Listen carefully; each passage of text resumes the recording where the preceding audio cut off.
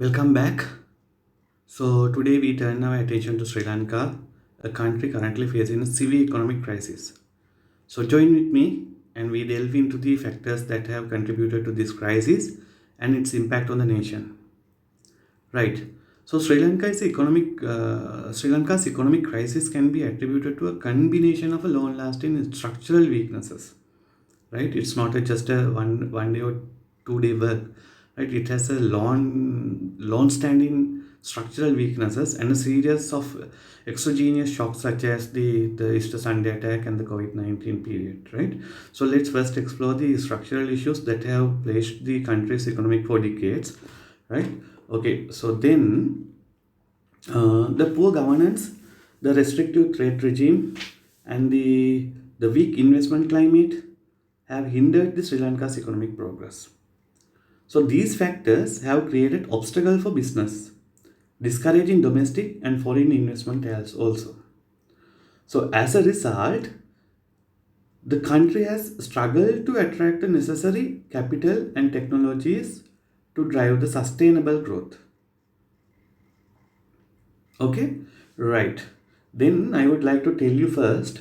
So this my video is based on the facts and figures and from the World Bank report on year 2023 regarding the Sri Lanka and few other researchers as well. Okay, right. Then so additionally, episodes of loose monetary policy and an administered exchange rate. Loose monetary policy and administered exchange rate have contributed to macroeconomic imbalances. So, what do you mean by the macroeconomy and the microeconomy? So, macroeconomy is considered as the economy as a whole, right? For such as GDP, national income, then unemployment, right? Such kind of thing. So then microeconomy is so focus on the individual economic units such as household, firms, and industries. So it examines the behavior of consumers, producers, and market interactions at a smaller, more specific level. Clear? Okay, right. Then, so these policies, though aimed at stimulating a growth, have led to distortion in the economy and hindered the price stability of the country. Okay, right. Then, furthermore, the fiscal indiscipline coupled with the low revenue collection has resulted in high fiscal deficits. So, what do you mean by the fiscal deficit? The fiscal deficit is the shortage between the government expenditure and the government revenue. Okay, government expenditure and the government revenue. So this imbalance between government spending and revenue has necessitated increased borrowing, further strain the country's financial situation. Just think about yourself, right? So if your expenditure is more than your revenue, what do you have to do? You have to borrow some money from the outside, someone, isn't it? So same like that. So if the country has high fiscal deficit, the country needs to borrow some money from the outside. Simple theory. Okay, right. The fast forward to recent time, so Sri Lanka find itself burnt by the unsustainable debt levels, right, and critically low reserves. So Sri Lanka has taken much of the debt for the big mega projects, right? So the gravity of the situation prompted the country to announce a debt prepayment moratorium in year 2022. What do you mean by the moratorium? Moratorium refers to a temporary suspension or delay in the payment or enforced of a financial obligation, right? Because we are not able in a position to pay the debt, right? That's why we took a temporary suspension or delay of the debt, right? Okay, then so you can see the by March 2022, Sri Lanka's official reserves and not net foreign assets have been significantly depleted. The country continued to service its debt obligations and facilitate imports without access to the international financial market. Facilitate imports without access to the international financial market. Is it possible? how we can facilitate imports without access to the international financial market. So this combination of factors has intensified the economic crisis and placed Sri Lanka in a very critical position. Right. So you can see this gross official reserve problem, the chart figure, right? How it has depleted from the year 1918 January to year 2023 January. Okay, so you can get some idea about the gross official reserves and how is that depleted. Okay, so then the source of this figure is from the Central Bank of Sri Lanka, right? Then the economic crisis in Sri Lanka has had profound implications for the country and its people. So it has put a strain on business, increased unemployment, and then heightened economic uncertainty, right? So this government and policymakers face an arduous task in navigating through this challenging time, right? So we had seen them on a television, right? How they act, right, and how they uh, face some difficulties in mitigating such some issues in the economy, right? Okay, then, so as we discussed, so Sri Lanka's economic crisis, it's clear that a comprehensive approach is needed to address the underlying structural weaknesses and restore the fiscal discipline and rebuild the confidence in the economy. Okay, right. Then, so the economy contracted significantly, experienced a decline of 7.8% year on year in 2022, declining of 7.8%. So this contraction was driven by a sharp declines in the third and fourth quarters. The impact was felt across various sectors, right, exacerbating the crisis. So inflation. So inflation reached unprecedented level, further exacerbating the economic crisis. So rising prices added to the burden faced by the businesses and households. Okay, right. The consequences of economic crisis extended beyond the macroeconomic indicators, right? So it has a direct impact on the welfare of the populations as well. So national poverty. National poverty rates are projected to have doubled, reaching 25% in year 22. This means that a quarter of the population faced increased financial hardships due to the economic downturn. You have to, it's better if you can keep this kind of figures in your memory, then it will be come in handy when you are writing the present answers for the questions. Okay, 25% in year 2022. Poverty rates has doubled. Then urban poverty. So urban poverty, which often presents unique challenges, was hit particularly hard. It is estimated to have tripled, with 15% of the urban population now living below the poverty line. 15% of the urban population now living below the poverty line. Okay, right. So in addition to rise in poverty, inequality also increased now. The economic crisis widened the gap between the rich and the poor, so exacerbating the social and economic disparities. So then the crisis also took a toll on employment. Half a million jobs were lost in the industry and manufacturing sectors alone. So this resulted in heightening the unemployment rate and further strained the livelihood of the individuals and families. Okay, right. So you can see this poverty rate figure, right? So this international poverty rate indicates the dark blue, and then you can see the considering that, comparing that.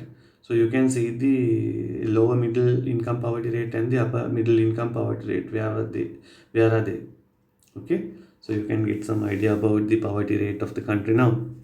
So in March 2023, the IMF execute board approved a 48-month extended funds facility. What do you mean by extended funds facility? So it's a financial assistance program provided by the IMF. Okay, financial assistance program provided by the IMF to members countries facing significant economic challenges. Okay, right. So totaling approximately 3 billion US dollars. So this financial assistance aims to support the government's reform program and provide much needed stability during this challenging time. Okay, so to fully understand the concept of this recent development, so now let's take a closer look at economic situation in Sri Lanka. Okay, right. So Sri Lanka experienced a significant contraction now in its real GDP, which declined by 7.8% in 2022.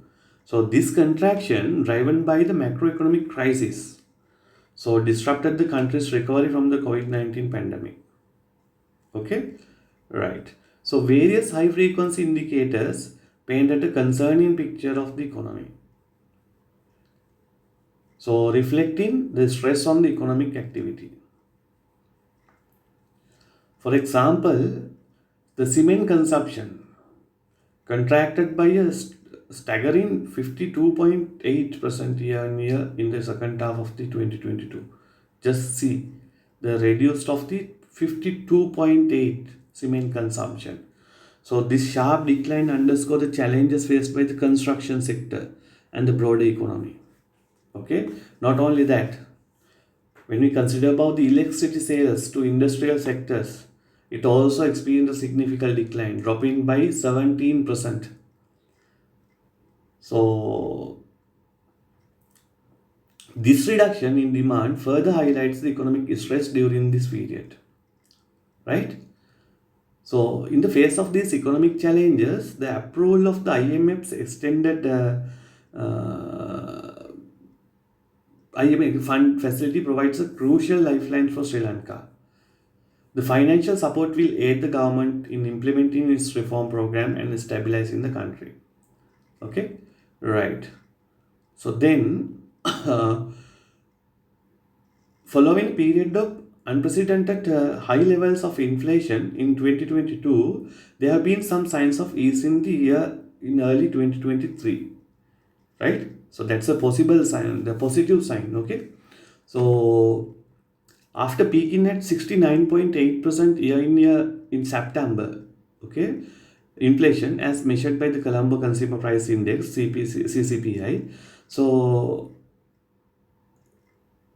it was reduced up to the 50.3% in March 2023. This decline indicates a slowdown in the pace of price increases, okay, not settled, slowdown of the pace of price increases. 69.8 to 50.3. Okay, right. So similarly, co-inflation, which excludes the food and energy prices, stood at 39.1% in March 2023, although still elevated. Energy prices, food and energy prices, stood at 39.1%. These measures provided insight into the underlying price pressures. So, while there has been a reduction in power cost by 14.2% in July, they remain challenging for low income families. This comes after a significant jump of 65% in February. The affordability of electricity for vulnerable households continues to be a concern. Okay? Right. This comes after significant jump of 65% in February, right?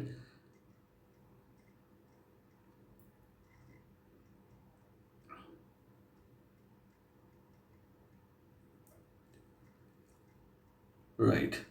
So the key inflation index so was at 20% in June. So which reflect overall price movement. The key inflation index reflect the overall price movement stood at 12% in June. However, it is expected to enter single digit territory in July after peaking at 70% in September. So it was previously 17%. Now in June it was 20%, 12%. So now we are expecting it to reduce up to the one digit, single digit. territory. Okay, so this projected decline is the positive sign indicating a potential moderation in price increases. If the 70% in September it continued up to now, so even we can't buy a bread even at the price of the 1,000 rupee. Okay, right. So that is the inflation. So now it has controlled actually. So it's a good sign. So food inflation, which had hit a record sign of high of 95% in September, 95%, right, has seen some reduction. So, however, with the reading of 4.1% in June, so prices are still rising, right? But it has reduced 95% to 4.5% now in July, right? June. So prices are still rising. So, but in a slow pace, right? Not like a rabbit run. So the affordability and availability of food remain critical concerns now. So other essential expenditure categories have also experienced significant price increases, such as gross prices rose by 44% in June, right? While housing costs increased by the 26% in medical expenses by 16%. Okay, clothing prices 744, medical expenses 16, housing cost 26%. So these figures highlight the challenges faced by the consumers in managing their household budgets. Okay, right. So despite the sharp increase in the interest rate, real interest rate remained negative due to the persistence of high inflation. This situation poses challenges for savers and investors. So you can see here uh, this rate, right, credit to deposit ratio. Okay, so you can see this, it has reduced now, credit to deposit ratio. Okay, right. Then in the face of the challenging macroeconomic conditions, the health of Sri Lanka's financial sector has deteriorated, because most of the, I know, there were few, the financial institutions now they are closed, right, and most of the banks also now in a critical situation. So these adverse conditions place an additional strain on the stability and functioning of the financial industry, right? Okay, so then, um,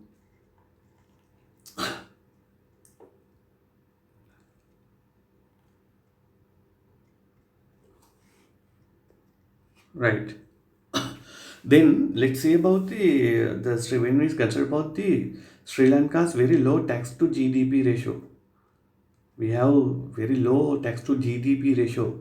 Increased domestic revenue mobilization is critical to bring Sri Lanka back to fiscally sustainable path. This low tax to GDP ratio, right? Because of that, it's very difficult to bring back Sri Lanka back to a fiscally sustainable path. Okay, because the tax to GDP ratio is less. That mean the government revenue also less. Okay, so increasing the VAT. So these are some of the so increasing domestic revenue mobilization is crucial to overcome the economic crisis and create a solid foundation of the future growth. The low tax to GDP ratio signifies the importance of the boosting tax revenues to financial essential government expenditures. So that's why government is now trying to implement new taxes. Okay, but there are some disadvantage and dissatisfaction among the population of the country as well, right? The social issues. So then, in response to the fiscal challenges, Sri Lanka implemented measures to enhance the revenue collection. So one such measures was the increase in the VAT, value added tax, VAT, rate from 8% to 12% in May and further to 15% in the September in year 2022, right? Increasement of the value, VAT. Okay. So then the economic crisis has had profound social consequences as well. So impacting multiple dimensions of the well-being of the population. So as we discussed previously also, the poverty rate in Sri Lanka is estimated to have doubled, right? And so this significant increase in the poverty highlights the urgent need for measures to restore the economic stability and the social welfare. right? Poverty rate is increasing mean what, right? The unemployment also increasing, and there may be lot of social issues, right? So, for example, robberies, theft, and the kidnapping and such kind of criminal activities also enhancing because of the poverty, right? So there will be a lot of the social and other issues as well, other than the economic issues. So then, the crisis has also led to job losses in industries and services, so resulting in income losses for many individuals and families, right? As we discussed previously, half of the millions of people, they have lost jobs. So additionally, inflation and economic disruptions have uh, contributed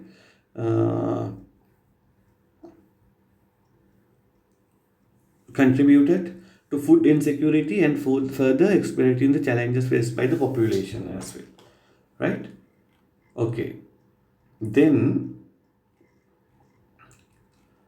Sri Lanka's export driven economy, right? Export driven economy, that means economy is based on the export,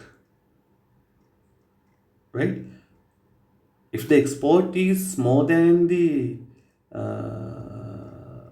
import, that means what, balance of payment is plus, oh, plus, okay. If not, it's minus, okay, right? Then the Sri Lanka's export driven economy has experienced significant contraction with further challenges on the horizon. So the economy is expected to contract by the 2% in the full year, following the 8.8 contraction in year 22. So this decline reflects the broader economic challenges faced by the economy. The reduced of the or the decline of the GDP, it shows the economic challenges now faced by the country, right? Okay, so the decline in export has played a significant role in the contraction of the country. Until May of the year, export fell by 11%.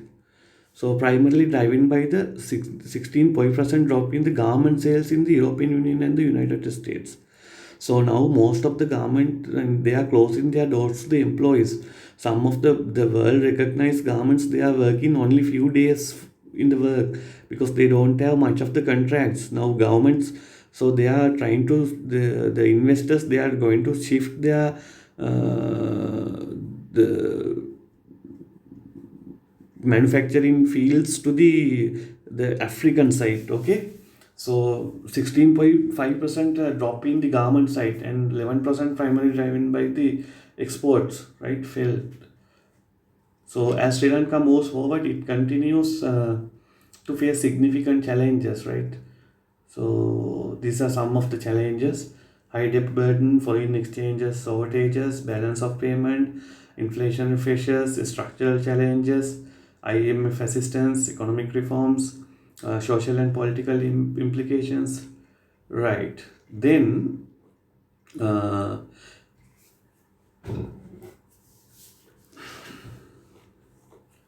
so these are some of the Sri Lanka has a narrow path towards the stability and sustainability. Let's try to summarize what we discussed, right? So the economy will continue to face significant challenges in year 2020 and beyond also, and the restructuring of external as well as the certain domestic debt will be needed to restore the debt sustainability. Debt sustainability, try to main uh, by heart these words. So then a strong and credible structural reform program is critical to avoid the prolonged crisis and address the root causes of the current economic difficulties, right? And better targeted social assistance, recovery in more productive sectors, right? And increases in the real value of income, so will be needed to reduce poverty. So in here we discuss lot of things. So contemporary economic issues in the country, in Sri Lanka, okay, and with the facts and figure according to the World Bank report. So I hope you got something out of the video. So then thank you very much.